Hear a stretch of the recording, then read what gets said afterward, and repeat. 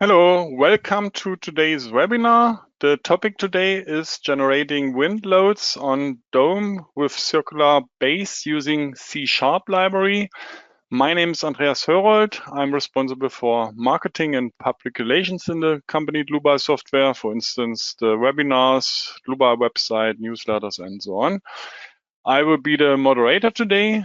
And my three colleagues can introduce themselves. Hi, I'm Doğukan Karataş and I'm a product engineer at Dlubal Software and I'm responsible for developing API and web services. Today I'm going to answer your questions in the chat. Hello, my name is Jaroslav Broš and I'm the leader of a team which is responsible for the development of API and web service. And today I'll present you the content of the webinar. Hello, my name is Frank Faustich. I'm responsible for product engineering and quality management. And today I will answer your questions. Okay, thank you for your introduction. Then we can switch off our webcams that the attendees can see the full screen. For the participants who participate the first time, you can show or hide the control panel when you want to ask questions to us. Enter the question here and we will answer you. If you don't get an answer during the webinar, because there are too many, you will get an email afterwards. The other way is to watch the entire webinar and then email questions to info@dlubal.com. Then I hand over the screen to Jaroslav and he can start with his presentation. Okay, I'll start sharing of my screen. I'll just have a look. Okay, this one. I think you should see my presentation. Yes. Okay, perfect. So I'll start. Thank you, Andreas, for the introduction. Here is the content of my presentation and also my webinar. During the first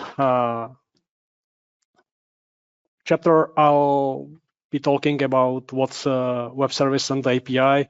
Then I'll show you how to quickly install our C# library plus first step with the using of our API. Then I'll talk you some basics for the windload according to the Eurocode, and then I'll show you how to do it programmatically so that you can develop your own tool which will generate the windload on the dome or the cylindrical structures. What's web service and what's API? The main motivation why we did it, we want to bring the power of RFM6 or RSTAP 9 or R section beyond its graphical interface. That means the providing of easy way how you can create an application on top of our application, or that you can very easily plug our application to your chain of the application. So if you have some application where you are, let's say, generating the model, and then you need to run the structural analysis, so the bridge between you can make with our web service, so that you can use your application to generate the model, and then our application for do the calculation and design and checks. Or also that you can build your own tool or your own application based on the results which you are getting from our application, like the internal forces or some results coming from the other kinds of the analysis. what's currently possible and what's accessible in web service. You have access to the geometrical data. You have access to the materials and the sections. You can create load and load cases. We will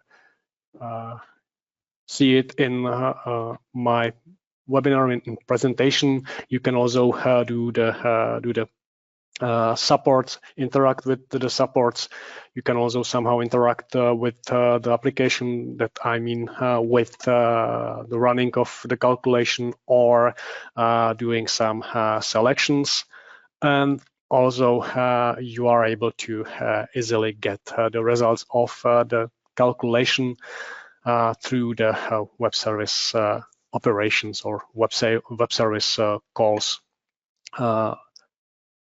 We created a few libraries and the functions to work with web service. I'll be talking about it later on.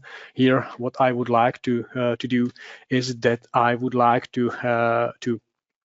present you how it works under the hood.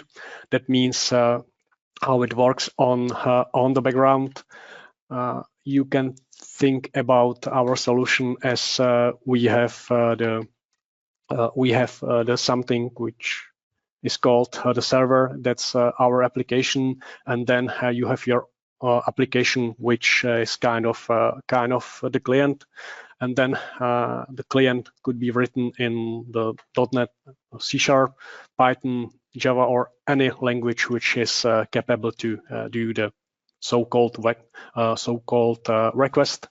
That means that from your client application through some specific language, you are requesting the data, or requesting to do some operation, or requesting to get the data, and then the application is responding with some response, which means if you are asking the information about the node, then you are getting the information about the node. If you are requesting to start a calculation, then calculation is started, and at the end you receive the response if the calculation was successful, or that there are some issues which you need to tackle in your model, like the wrong supports or the missing code cases, and so on. Basically, that's the scheme. On the background, we used so-called SOAP, which is an abbreviation for Simple Object Access Protocol. It has some definition language, which you can simply see. You can have a look on the structure, and you can work directly with it. As I told you before, that you can use any language which is capable to do so-called web requests or for the easiness of the use, we created two libraries. The one library that's written in the Python, and it's so-called Python high-level library. It contains very easy way how you can work with web service. There are some classes and the functions which you may use to create the object and to interact with the object. That's for the Python. We had webinars in the past where we presented mainly these libraries. Today we are focused on the second library which we have. That's for C#. We have C# low-level library. That means that you need to do a few things more than in the case of the Python, but it's not so difficult, because we are providing ways or the tools how you can easily start with your development, so you don't need to afraid that it's difficult to use. No, it's very easy to use and easy to start with simple examples. Here there is two links which leads to the places where we published our library, or also that we have an extension for Visual Studio that you can install and download to easily start with your development. So the first one, that's NuGet package gallery, where you can easily download our libraries and use them in the code. Here it's an link to the marketplace for the Visual Studio, where you can download the template for the project, and then you can use it in the IDE which you are using for the development. That's our two sources of our libraries for the C#. And then, if you are interested to know how it's done on the background, we have an public repository on the GitHub, which you may visit, and you can see the source code which we have for the libraries.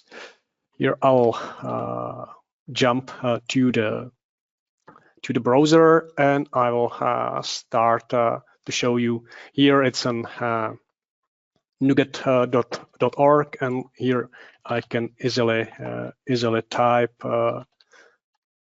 Dlubal. If I'll do it here, I have three packages which are available. Today we'll be talking about the RFM.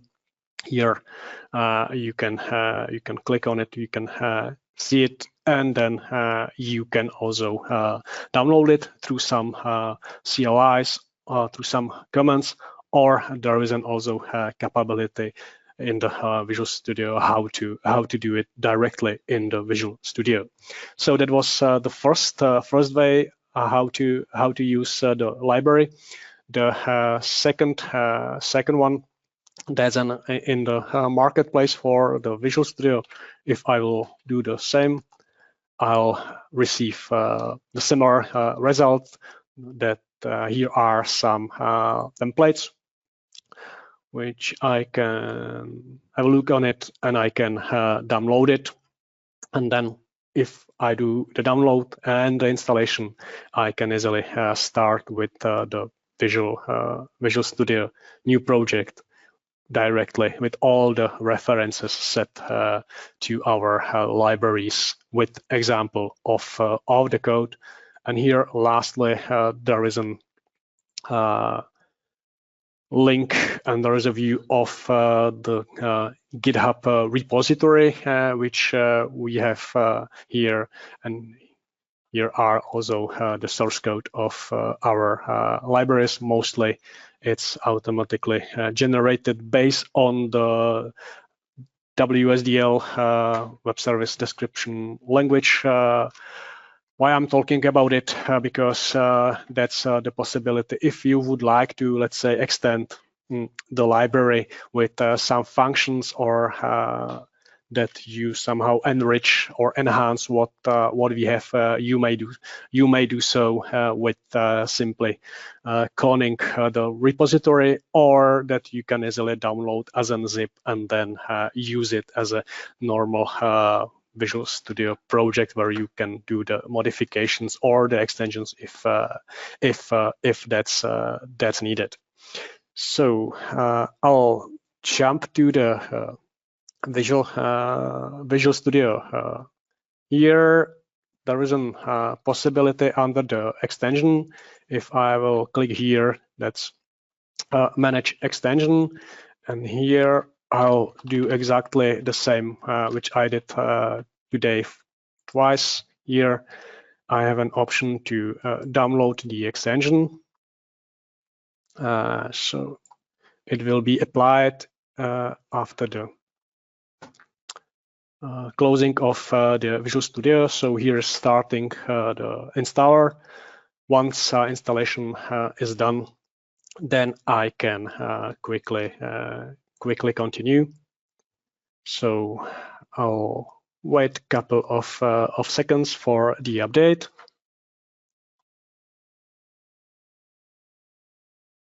And then we'll start the fresh Visual Studio and work with it. Basically, we should be able to just start the compilation of the project and then receive the results.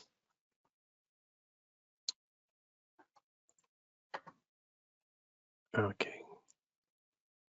So it's done, and then I'll start the Visual Studio Code, and then I'll show you what you can do. So here, what I can do is starting with create a new project. I think you are familiar with the structure, and here I have the dozens of templates which I may use as an let's say the startup of my project. So here I'll just start typing RFM. Here is a template, so I can just use it. So I'll start it like the name my tool for wind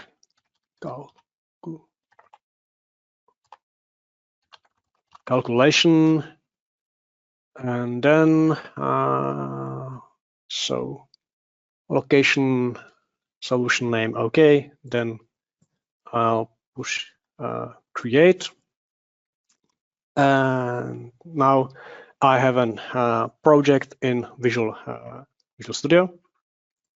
Here I have already the code, which is provided from us. It should be a simple cantilever beam in the RFM, and now I can just build a solution, and then I'll just check a few things in my RFM, because here in the program options, here as an item, web service start the server automatically with the application by default is off. I have it already on, so you can also start it with the apply. And here I have an port ranges. It's important to say it, because here is a port range, and if I'll go back here, then I'll use it as an endpoint. That means the address where the application is listening. It's a local host, and this is the number of the application port. So I have it on, and here I think that if I will just run it, then I'll be connected to the application which I'm running. It's an version plus the language, and on the background, new model with the name my test model is created. There is a concrete beam which is here supported and loaded. Then calculation is run, and I have some results in the console. So that's a typical starting point for us or for you to start the playing with the application that I already have a code which is working. I can work. All the dependencies are set, and also the packages. Here, for example, you can see here that we are using our Nugget package to work with it in the case that you will just start directly as you are used to with Visual Studio, that you are starting with the console application, and then you need to add some dependencies. You don't want to start with our template. You can do so. And then it's under the project. Here it's a manager for the Nugget packages. And if I will just search here, I can see that I have already installed the Dlubal RFM web service library. It's done by default by the template, or if I will just browse this, you can see here that I have listed three packages. Here is an arrow. That means that there are some updates of the library with some new advancement which I may use. So that's the typical scenario: how to start, how to use the template for a smooth start. That I don't need to think how it works. That I don't need to take care about the setting of the endpoints, creating the binding, and the first thing which is hidden under this region application settings, because that's what we have seen, that, well, we connected to the application, then we created a new model, and then we connected to a new model. That's one of the possible ways how to start, and that's good for the start for the modification. So I'll return back to the presentation, and also to the browser, because today we would like to speak about the generating of the windloads on the DOM with a circular base according to the Eurocode. Here we have an knowledge base article which served as an inspiration for it. Basically, it's generating of the wind acting on this structure, and we should receive something which look like this, some Mickey Mouse shape of the load. And here I'll close this one, and then I'll open what I have prepared. That's basically the same structure, and I'll go here just to start about some theoretical things in the meantime. So here I have a slide with inputs, what's given and what should be determined. So the given thing, that's an diameter of our cylinder. That means the cylindrical walls. Then there is some velocity pressure, and I have some reduction factor. My tool will calculate me the Reynolds number, external pressure coefficient, position of the stall, plus two other coefficients. Everything is taken from the Eurocode. What's quite difficult, it's quite, yeah, I may say difficult, is that I need to calculate the value of the load around the circumference of the cylinder, because it's variable, as wind is variable around the circumference. And here are some equations which I need to use, and here are some results which I need to calculate. So if I will go back to the RFM, and I'll just start my example, which I have prepared based on the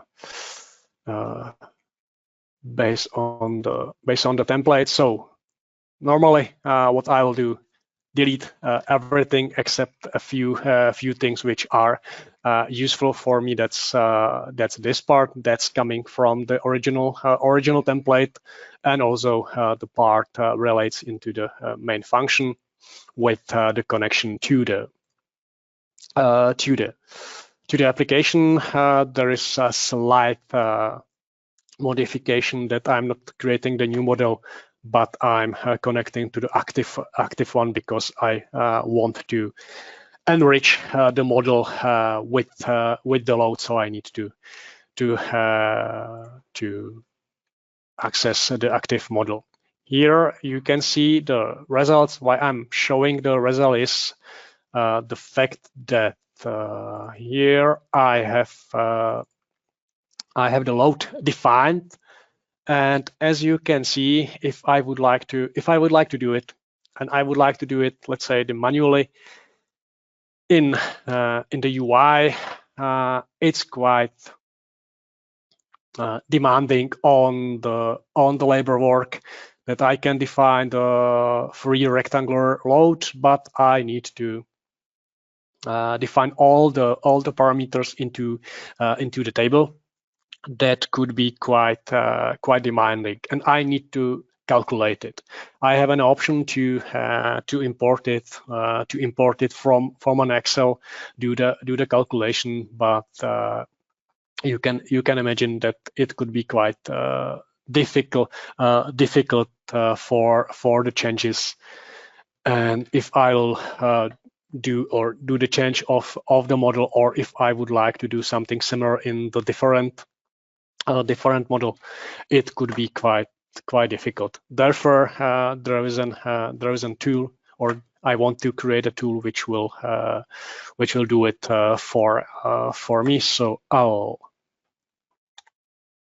delete this. That's will be for us an empty state, or I can do it later on, and I will describe the steps which I need to follow. Centrally, I need to calculate some parameters.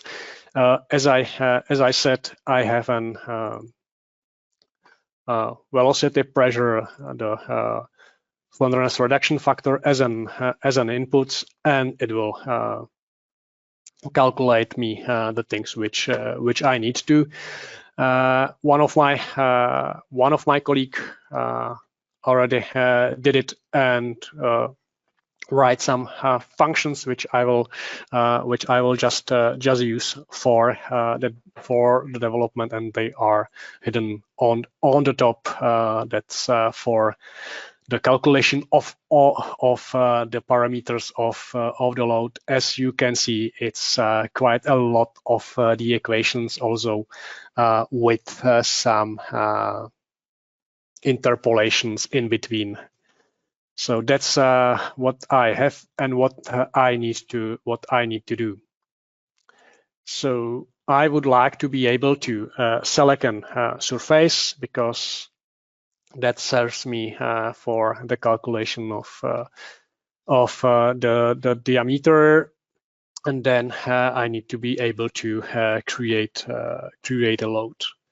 So here I've shown you that I already have a load. So my procedure is that I already have, or I'm starting with the model, and I create a free rectangular load with the load distribution which is varying along the perimeter.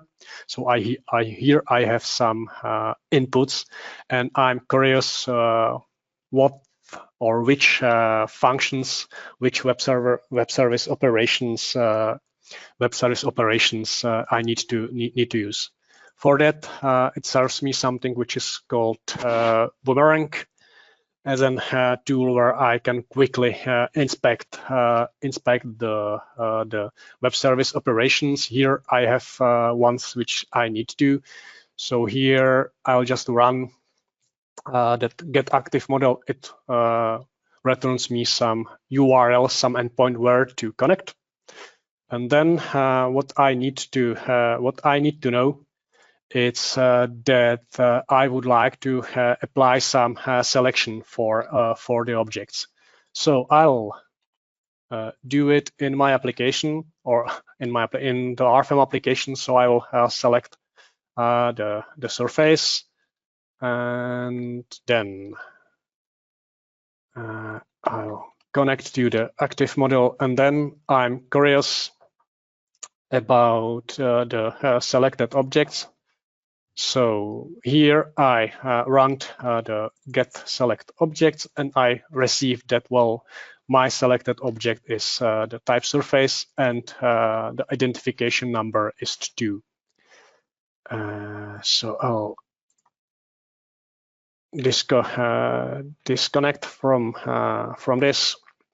So that's what I'm doing in this part. So here I have an operation which returns me selected objects. Now I know that all selected objects, they have some type. I'm looking for the surface, and then I would like to know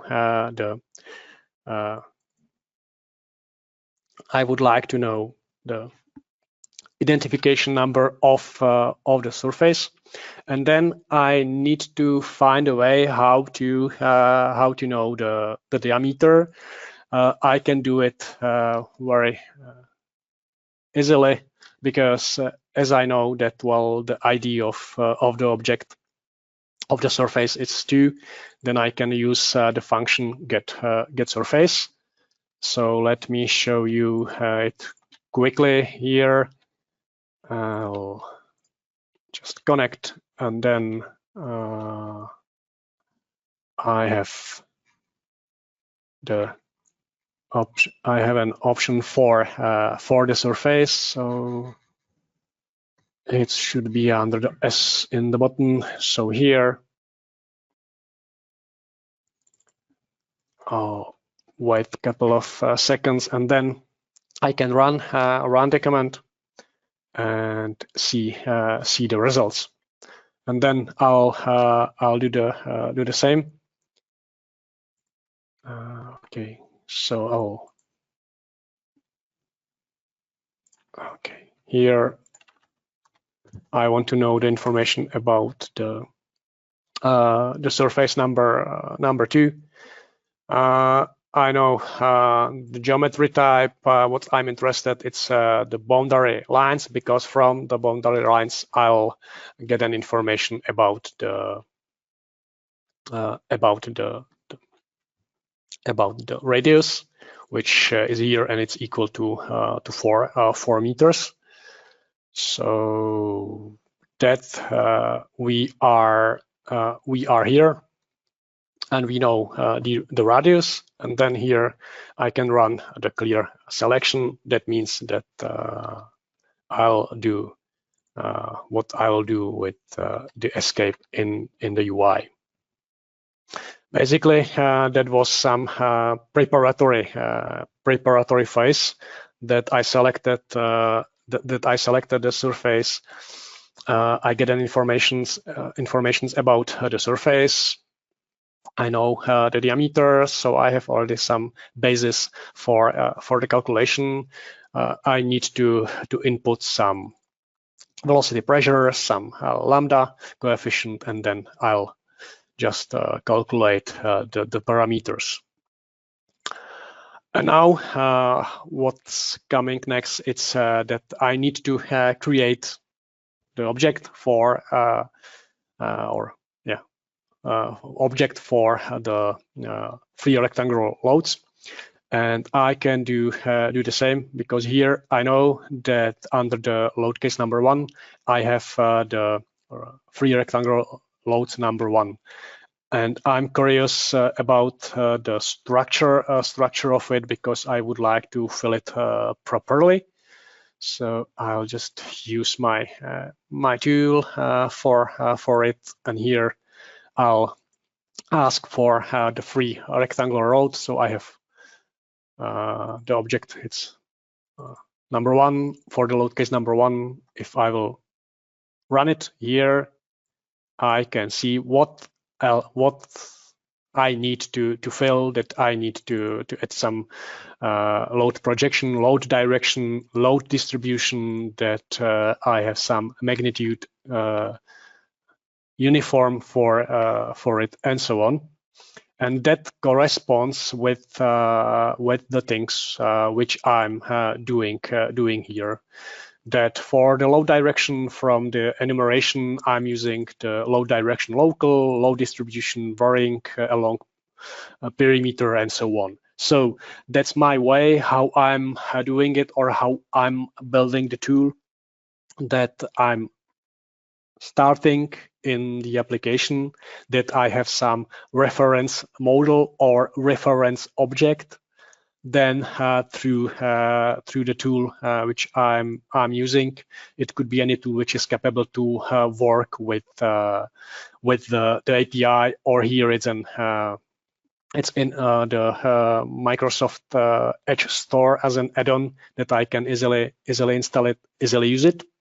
And it helps me to understand the structure of the object, what needs to be inputted, and how it should be. So I can quickly simulate during the development of the tool. I can quickly simulate the things to speed up, and it helps me to think about it. So we speak a lot about it, so I'll interrupt my connection, and then finally I'll delete the load. And here we are in the state that I have a model, and I want to generate the free rectangle loads, which should represent me the wind acting on the cylindrical shape of the wall. So in RFM, in the application, I'll do the selection of the wall. I'll go to my tool, and then where we are starting here, run the tool. So how to easily do it? So I'll try to use this, and this. Okay. So here am I at the beginning. I'm connecting to the application.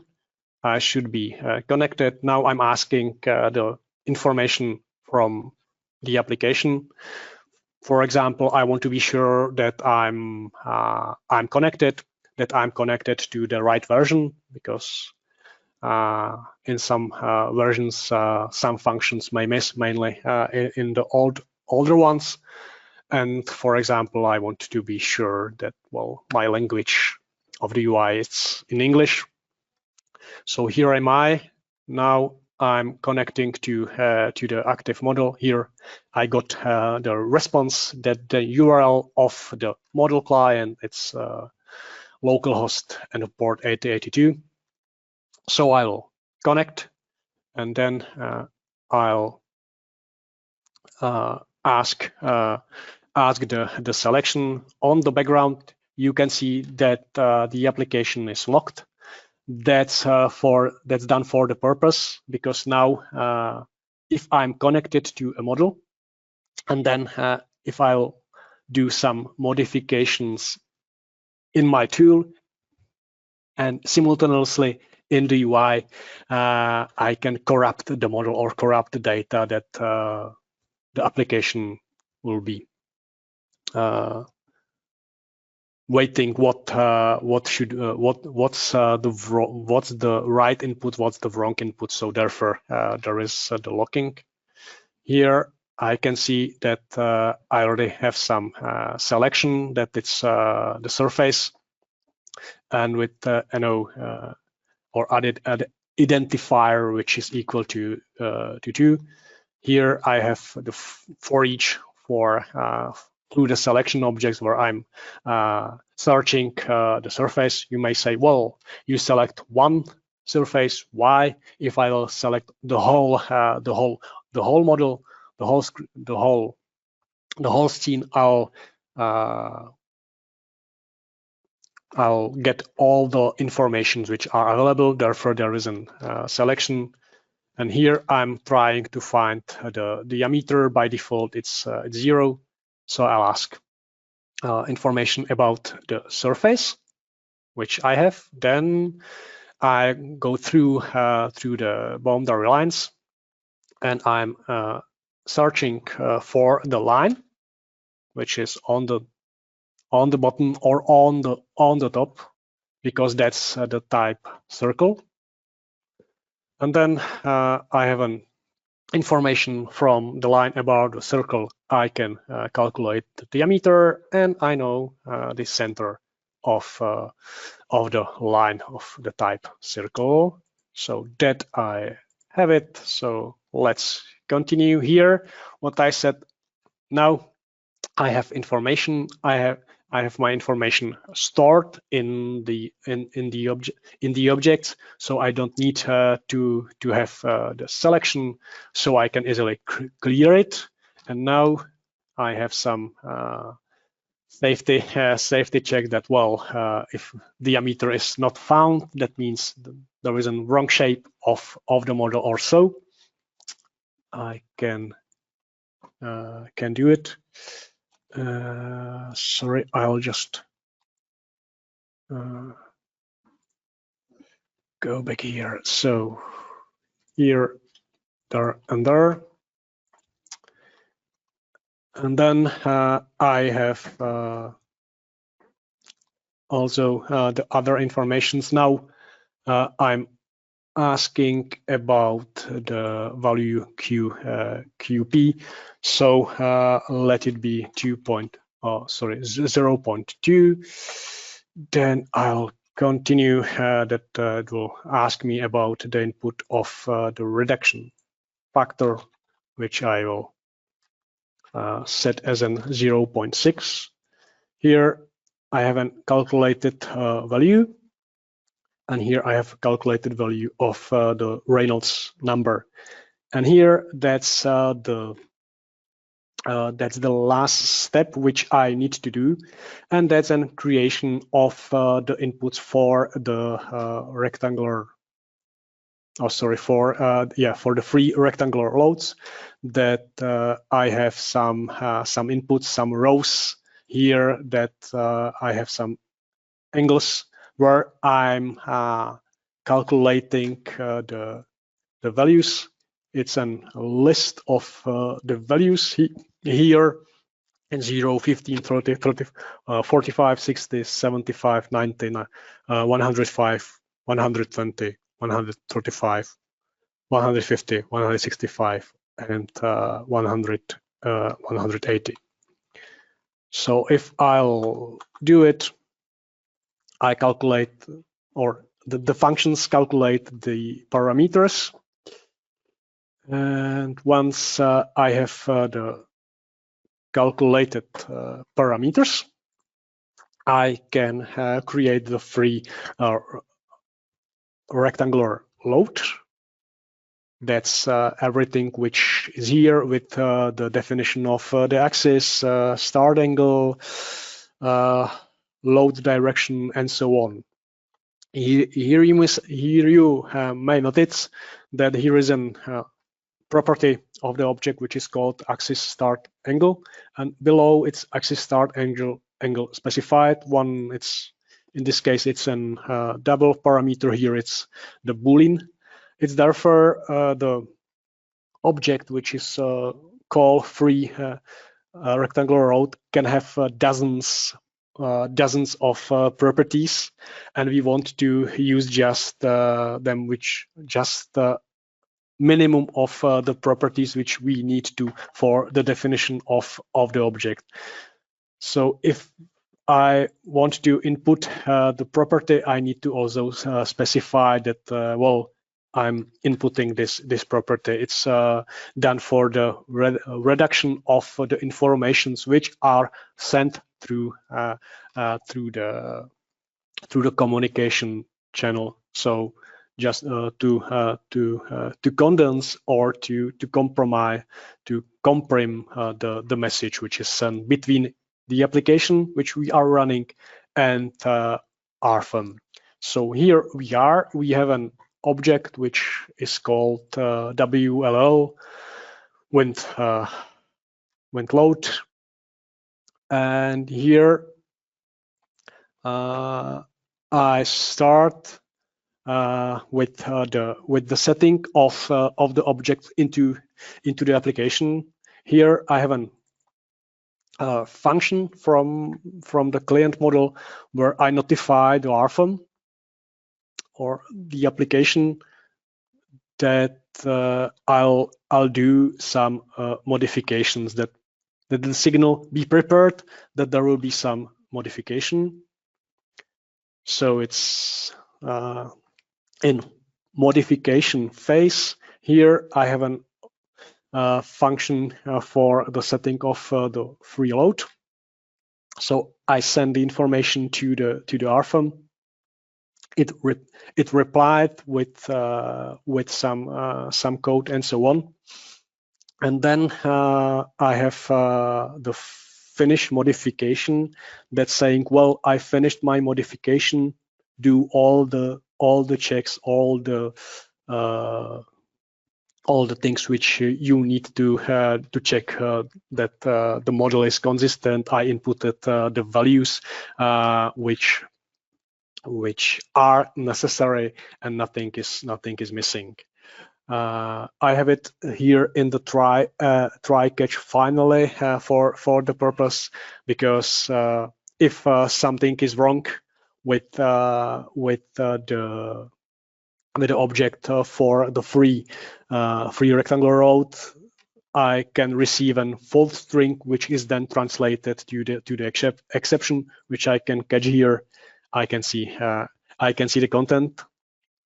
That's here. It's just for the setting of the object, and here I can have the same for the finish modification, that it could also return the so-called false string, which is then translated to the exception. That means that something is horribly wrong with the model. And I can also return it. Here you may notice that, well, if something wrong happened, I can cancel the modification. That means that the model and the data will be resetted into the state before the begin modification was called. So the same I could do also here. And as you may notice here, I was in the set free rectangular road, and then I did the finish, and here I have an result. So I'm at the end of my tool, and here if I will press any key, then I can go back to the application. And here, as you can see, I have the load with the calculated parameters, and then I can simply run the calculation, and I will receive the results from the load case, which is simulating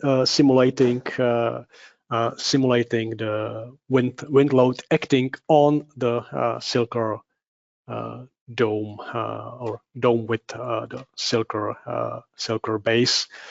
And what I can do, I can also check the values of the calculated calculated loads or load distribution in the X or in the Y axis. I'm at the end of my presentation and of my talk. Here is a link to the knowledge base article, which is describing how to do it in RFM 5, and it serves as an motivation how to do it, or how to create a nice tool for the calculation of the wind load, thanks to the web service technology. That was all from my side. I would like to thank you for your attention, and I'm hand over the speech back to Andreas. Okay, Jaroslav, thank you for this nice presentation. I would like to take over the screen that I show some. Before I show you where you can find the recording and files and so on, I would like to say that you can book a free online appointment, such as a product demonstration, a personal free product demonstration, or you would like to get a not binding offer for any add-on or program from us, just contact our sales team with that link here, for example, or you can scan the QR code. I would like to show where you can find the PowerPoint slides. Just a moment. I open our website, dlubal.com. That's our website. And under news and events, you can find our webinars. That's today's webinar. That's the upcoming webinars. I would like to invite you to the webinar next week. I will present it, replication of standardized steel joints. Just register if you want to see the webinar. That's today's webinar. And in the next days, you will see the recording here. You will get a link with an email, and that's the direct link to that page here. There should be the recording. Here you can find the presentation slides and the files of today's webinar. Okay, when you leave the webinar, there is a small survey. It takes you only 1 minute. You can score the webinar. Just note that the worst score is 1 and the best score is 5. You can enter wishes for future webinars, for example. If you don't want to enter any wish, then you have to leave it empty or enter a sign, such as minus also, if you want. Okay, then I would like to say thank you for your attention. Thanks to Jaroslav for the nice presentation. Thanks to Dogukan and Frank for answering the questions. Have a nice rest of the day. Bye-bye. Have a nice rest of the day. Bye. Bye, everyone.